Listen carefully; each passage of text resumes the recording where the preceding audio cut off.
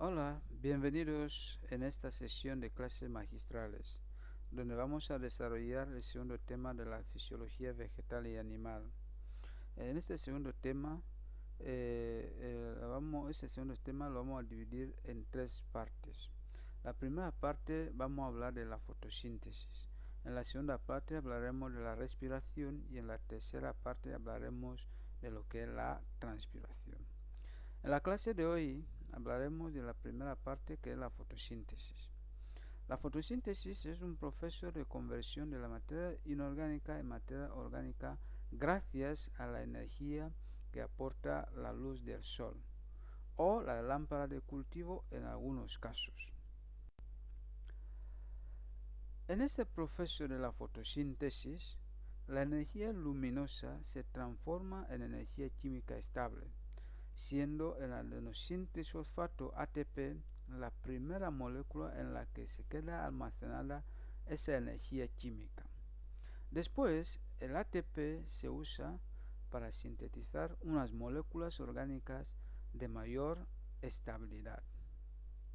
Además, se debe tener en cuenta que la vida en nuestro planeta se mantiene fundamentalmente gracias a la fotosíntesis que realizan las algas en el medio acuático y las plantas en el medio terrestre, ya que tienen la capacidad de sintetizar la materia orgánica, una materia orgánica que es imprescindible para la constitución de los seres vivos. Y esta materia orgánica lo sintetiza partiendo de la luz, los elementos minerales esenciales y los macro y micronutrientes que saca del suelo. Entonces, en ese caso, nosotros podemos considerar aquí que las plantas son fábricas de azúcares y otros hidratos de carbono, cuyas materias primas son el agua y el dióxido de carbono, y con la presencia de la luz como fuente de energía. De forma resumida, podemos describir la fotosíntesis con una sencilla ecuación química, una ecuación química que vemos aquí, pero ya ajustada: C molécula de dióxido de carbono más C molécula de agua más la luz. Esto nos da azúcar, que es glucosa, más oxígeno y más moléculas de agua. Entonces nosotros podemos decir que los responsables de realizar dicha reacción que llamamos fotosíntesis dentro de las células vegetales son los cloroplastos. Los cloroplastos, tenemos un ejemplo de cloroplasto aquí, los cuales tienen una estructura de forma que toman distintas formas y son de color verde debido a la presencia del pigmento clorofila. En el interior de estos orgánulos se halla una cámara que contiene un medio interno llamado estroma. El estroma alberga diversos componentes. Por una parte, las enzimas, las encargadas de transformación de dióxido de carbono en materia orgánica, y por otra, los sacos aplanados denominados tilacoides. Los tilacoides, que vemos aquí, tilacoides, cuya membrana contiene pigmentos fotosintéticos que vamos a llamar, o que se llama, clorofilas. La fotosíntesis no es un solo proceso, sino que engloba diversas y complejas reacciones bioquímicas. A grandes rasgos, la fotosíntesis puede dividirse en tres etapas: la fase luminosa, la fase oscura y la fotorrespiración. Esas tres fases las vamos a desarrollar más adelante. Tal como hemos introducido antes, hablando de la fotosíntesis, podemos entenderlo que las plantas la usan para alimentarse, para crecer y para desarrollarse. En la fase de la alimentación vamos a presentar las bases del proceso completo de la alimentación de las plantas, que consiste en 1. La absorción. En ese proceso, las raíces que vemos aquí debajo del suelo, absorben el agua y los minerales de la tierra. Y cabe resaltar aquí que las raíces crecen hacia donde hay agua. Luego, 2, está la circulación, donde el agua y los minerales absorbidos por las raíces viajan hasta llegar a las hojas a través del tallo, ahí donde circula. 3. La fotosíntesis. La fotosíntesis se realiza en las hojas, aquí arriba ya en las hojas, que se orientan hacia la luz. A partir de la luz del sol y dióxido de carbono, transforman la savia bruta en savia elaborada, que constituye el alimento de la planta y liberando así el oxígeno. Cuarto y último tenemos la respiración. Las plantas, al igual que los animales, toman el oxígeno y expulsan el dióxido de carbono. Este proceso se produce sobre todo en las hojas y en los tallos verdes. La respiración en las plantas ocurre tanto de día como de noche, en la que ante la falta de la luz, las plantas solamente realizan la función de la respiración. Ahora, para entender todo el proceso de la fotosíntesis es necesario desarrollar los siguientes puntos. Primer punto, la fase luminosa, donde hablaremos también del transporte de electrones. La segunda fase punto 2, está la fase oscura, donde hablaremos del ciclo de Calvin. 3. Están los tipos de planta por su mecanismo de fijación de carbono. Y 4. Están los factores que modifican la fotosíntesis. Un átomo de oxígeno y 2 electrones. Vemos aquí por qué hay 2 oxígenos aquí, porque venimos de 2 moléculas de agua. Y la división que hemos presentado antes era de una molécula de agua que se divide en un oxígeno y 2 protones de hidrógeno. Ahora, como son 2 moléculas de agua, se transforma en 2 oxígenos y 4 protones de hidrógeno. Es lo que tenemos, y el electrón que permitirá el salto hacia el otro punto. Ahora, el oxígeno se unirá con el sobrante de otra molécula de agua para crear oxígeno atmosférico, es decir, O2.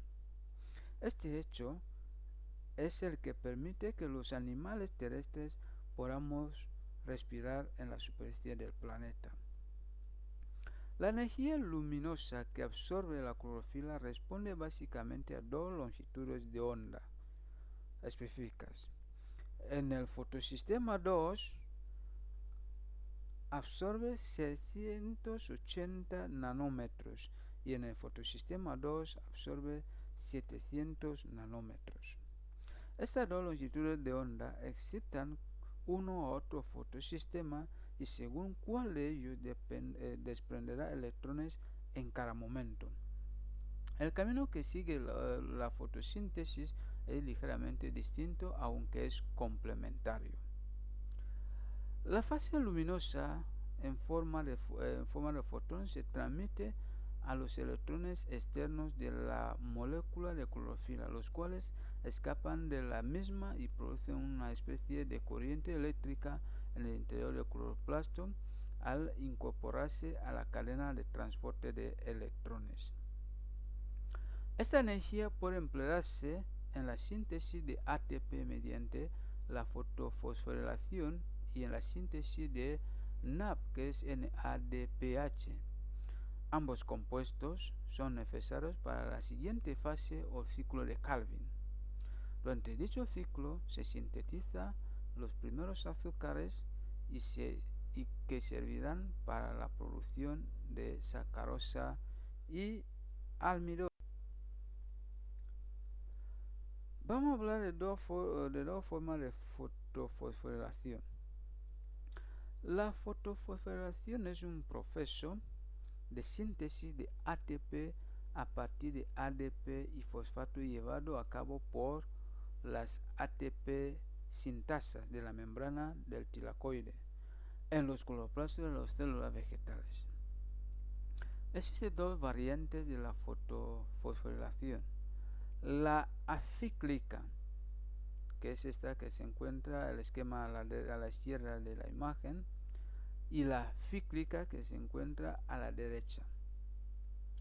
Se utilizará uno u otro dependiendo del tránsito que siguen los electrones a través de los dos fotosistemas. Las consecuencias de seguir un tipo u otro estriban principalmente en la producción o no de NADPH y en la liberación o no del oxígeno gaseoso. En la fosforilación cíclica, que se encuentra a la derecha, una molécula llamada prostofiniana transporta los electrones hasta la fotosíntesis 1, que también posee un centro de reacción y una estructura para la captación de la luz. Una vez que el electrón ha excitado en el centro de reacción P700, en el siguiente esquema o imagen, los electrones que llegan a PS1, que es fotosistema 1, son de nuevo impulsados por la energía de la luz a un nivel energético superior. También son transportados a través de la nueva cadena de aceptores hasta llegar a una molécula final aceptora. Esta molécula que capta los electrones los empleará para convertir el ADP, que esté en forma no energética de ATP, y un átomo de fosfato en ATP, que es el almacenamiento de la energía. En la fosforilación acíclica, la imagen de la izquierda, el proceso es distinto.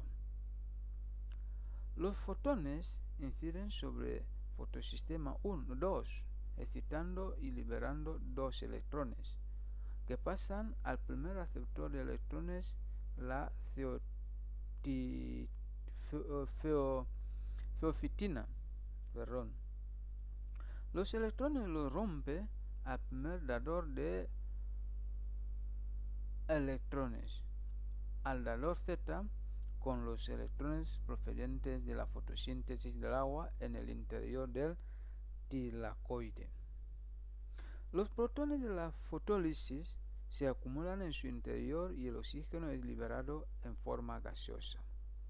Los electrones pasan a una cadena de transporte que invertirá su energía liberada en la síntesis de ATP. ¿Y cómo ocurre esto? Decimos, los electrones son cedidos a las plastoquinonas, las cuales captan también dos protones de estroma. Los electrones y los protones pasan al complejo de citocromos BCSF, que bombean los protones al interior del tilacoide. De este modo se consigue una gran concentración de protones en el tilacoide, entre estos y los resultantes de la fotosíntesis del agua. Por otro lado, los electrones de los citocromos pasan a la plastocianina, que los cede a su vez al fotosistema 1. Con la energía de la luz, los electrones son de nuevo liberados y captados por el aceptor. De ahí pasan a través de una serie de moléculas hasta llegar a ferredoxina. Esta molécula lo cede a la enzima NAD reductasa, que capta también dos protones de estroma. Con los dos protones y los dos electrones se reduce un NAP en forma de NAP más H+. Pasamos al ciclo de Calvin, nombrado como Calvin-Benson. La fase oscura de la fotosíntesis es un proceso complejo donde el NAP y ATP se usan para producir moléculas de carbohidratos o azúcares. A diferencia de la fase luminosa, esta puede ocurrir con la luz o en la oscuridad. En la fase oscura se produce en el estroma, donde la ribosa bifosfato se suma al dióxido de carbono. Aquí está ribulosa bifosfato. Ahora, y se une con dióxido de carbono presente en el aire, dando como resultado la producción de compuestos orgánicos, principalmente hidratos de carbono o azúcares, compuestos cuyas moléculas contiene carbono, contiene carbono, contiene hidrógeno y contiene el oxígeno. Toda esa cadena de transformación es la que recibe el nombre de ciclo de Calvin. Ese ciclo de Calvin se compone de 3 etapas distintas, tal como podemos apreciar en la imagen esta.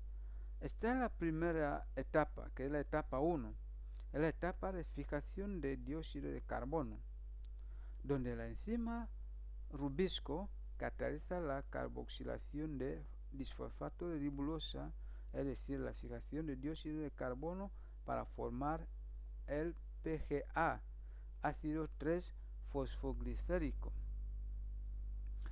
Etapa 2,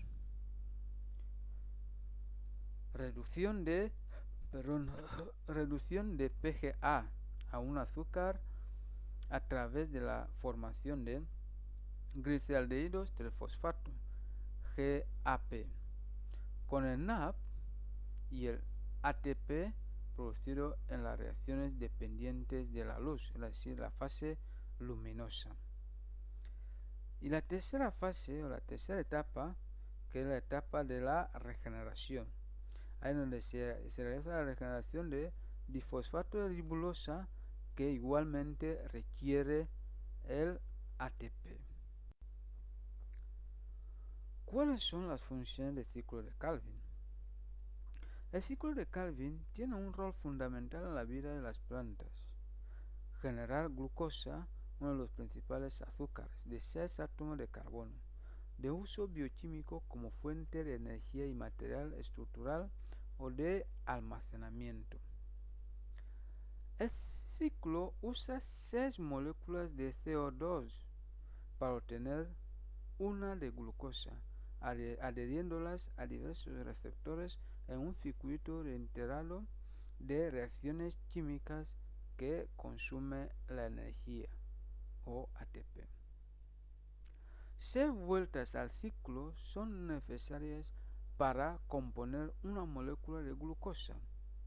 Además, cada 3 vueltas al ciclo se produce una molécula de triosa fosfato, empleada en otros procesos como la síntesis de almidón.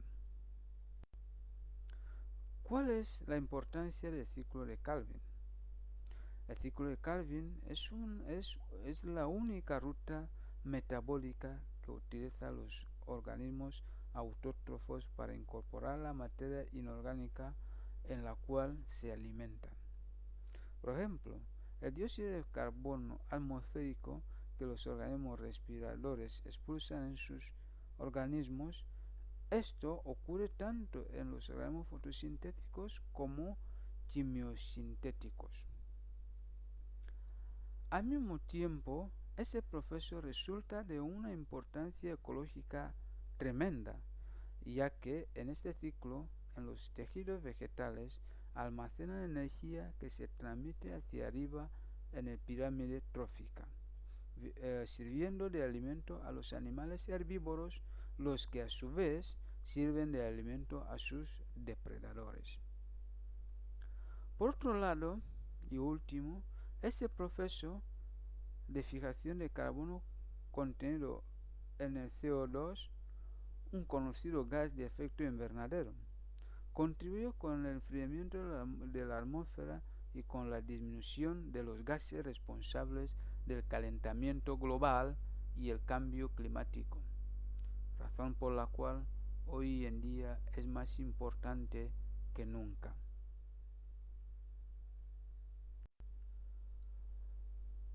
La fotorrespiración. Vamos a hablar de la fotorrespiración ahora. La fotorrespiración es una de las últimas rutas metabólicas de la fotosíntesis. un proceso que resulta contraproducente para las cepas, ya que no obtienen energía, sino todo lo contrario, captan oxígeno para obtener CO2. La tasa de fotorespiración aumenta con la subida de las temperaturas y la falta de humedad. Y cabe destacar que existen plantas de tipo C4 que evitan la fotorespiración, siendo esto una ventaja evolutiva. La fotorespiración es un proceso complejo que tiene lugar en el mesófilo de las hojas. Mesófilo, vemos la imagen aquí, células en el mesófilo de las hojas de las plantas. Cuando hay luz y una elevada concentración de oxígeno. En dicho proceso interfieren el cloroplasto, que vemos aquí, el peroxisina, la mitocondria y el citosol. Y a continuación trataremos de describir el proceso de la fotorespiración para que os hagáis idea de su importancia dentro del proceso vital de las plantas. La fotorespiración consiste en la reacción de la oxigenasa catalizada por la ribosa 1,5 bifosfato carboxilasa o bien oxigenasa. En esta reacción se produce glicolato 2-fosfato y posteriormente se metaboliza en la vía fotorespiratoria para formar el ciclo de Calvin gliferato 3-fosfato intermedio. Durante este proceso metabólico se produce dióxido de carbono y amoníaco y se consume ATP y otros equivalentes reductores, lo que hace que la fotorespiración sea un proceso que conlleva un elevado derroche energético. La fotorespiración podría servir como un sumidero de energía para convertir la sobrereducción de la cadena de transporte de electrones fotosintéticos y la fotoinhibición, especialmente bajo condiciones de estrés que llevan a tasa reducida de asimilación de dióxido de carbono fotosintético. Además, la fotorespiración proporciona metabolitos para otros procesos metabólicos, como la glicina para la síntesis de glutatión, que también intervienen en la protección contra el estrés. Seguimos hablando, pero en este caso tenemos dos imágenes para más o menos establecer una idea relacionado a lo que es el ciclo de Calvin y lo que es la fotorespiración. En la parte izquierda tenemos el ciclo de Calvin y en la parte derecha tenemos la fotorespiración, que ambos sistemas o ambos esquemas tienen algo en común, que es la utilización de la enzima rubisco. Pero encontramos que en el ciclo de Calvin se necesita ATP y CO2 para producir azúcares, mientras en la fotorespiración necesitamos también el ATP, pero en vez de CO2 necesitamos oxígeno para producir el dióxido de carbono. Es decir, la fotorespiración produce dióxido de carbono mientras el ciclo de Calvin produce azúcar. La fotorespiración consume oxígeno y el ciclo de Calvin consume el CO2. Bien, tipo de plantas por su mecanismo de fijación de CO2. Existen varios tipos de fotosíntesis dependiendo de los mecanismos de fijación de dióxido de carbono. Tenemos el caso de fotosíntesis C3. En este caso se refiere a la fijación de dióxido de carbono en una molécula de 3 carbonos, como es el caso de ácido 3-fosfoglicerato 3-PGA. Se presenta en la mayoría de las plantas terrestres, es decir, la mayoría de las plantas vasculares, las cianobacterias y algas verdes.